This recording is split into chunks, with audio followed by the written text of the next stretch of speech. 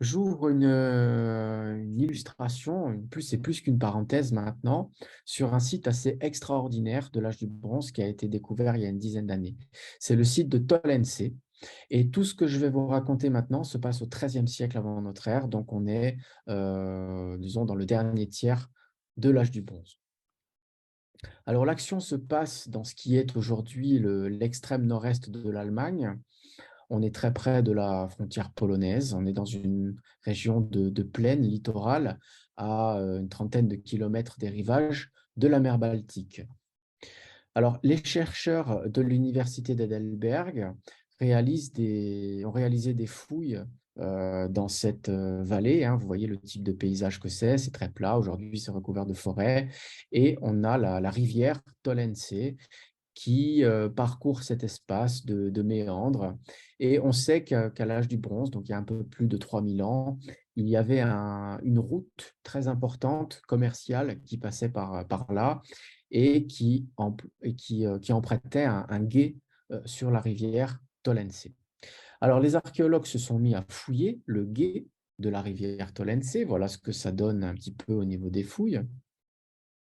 Et ils ont découvert en plusieurs endroits, sur plusieurs hectares, des dizaines, puis des centaines d'armes datées de l'âge du bronze, très très bien conservées, hein. Le bois s'est conservé, parce que ce sont des terrains très humides, sans oxygène, qui permettent de conserver les objets en bois.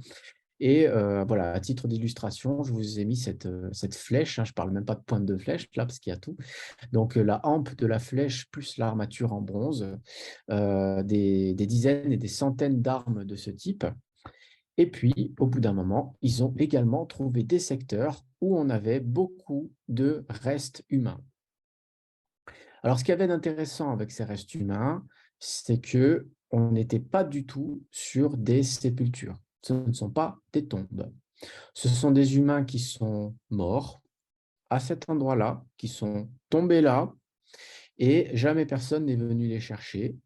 De la terre s'est accumulée sur leurs restes et tout ça s'est conservé jusqu'à ce que ces archéologues allemands les trouvent 3000 ans plus tard.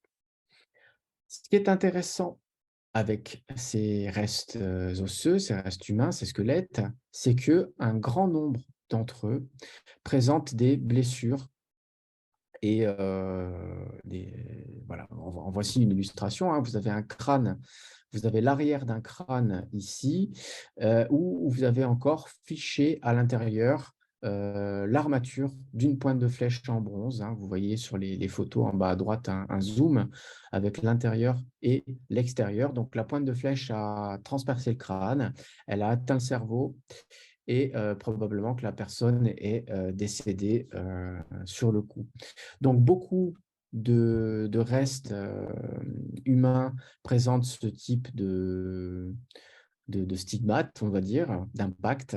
Voici ici une pointe de flèche en silex qui s'est fichée dans la tête d'un humérus. Alors, peut-être que la personne n'est pas décédée sur le coup, mais en tout cas, ça lui a fait probablement assez mal pour qu'elle puisse mourir quelques heures plus tard.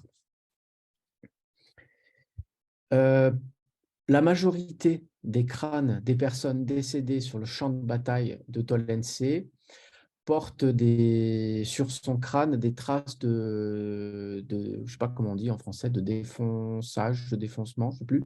Enfin bref, ces crânes ont été défoncés par des masses.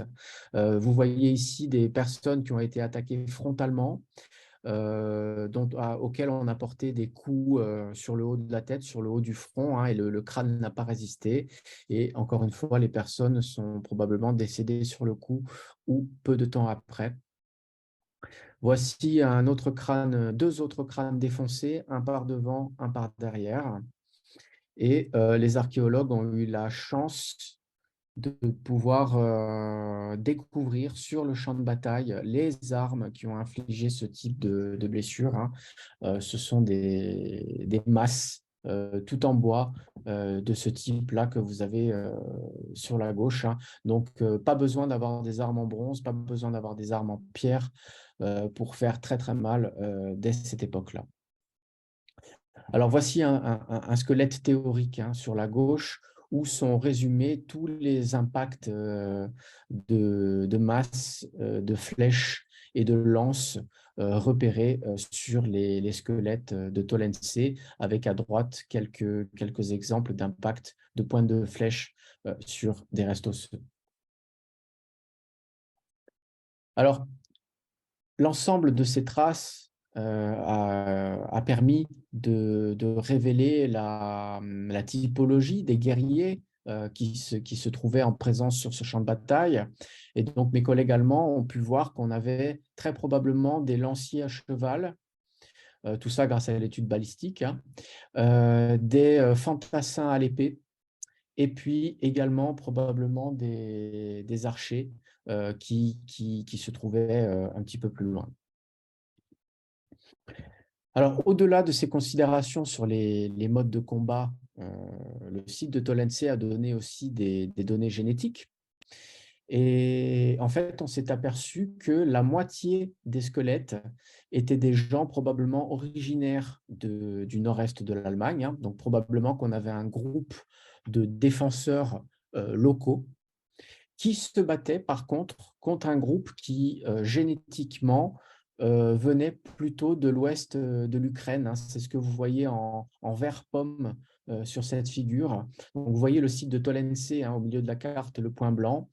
Et vous avez en vert les points 85-86, l'origine des ennemis, hein, entre guillemets, qui se sont trouvés là à ce moment donné. Donc probablement, on était sur une sorte de processus d'invasion avec une horde qui arrivait de l'Est et qui déferlait donc sur le nord de l'Allemagne.